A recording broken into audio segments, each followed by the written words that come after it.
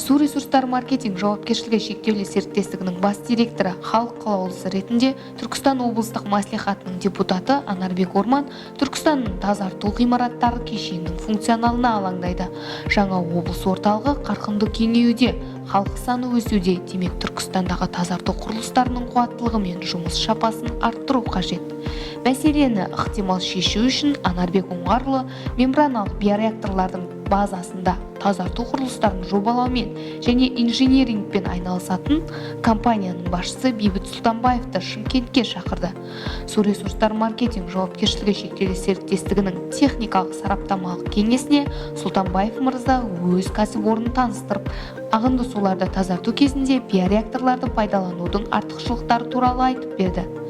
Бейбіт Сұлтанбаев сондай-ақ су ресурстар маркетинг жауапкершілігі шектеулі серіктестігінің бас директорымен жеке кездесу өткізді.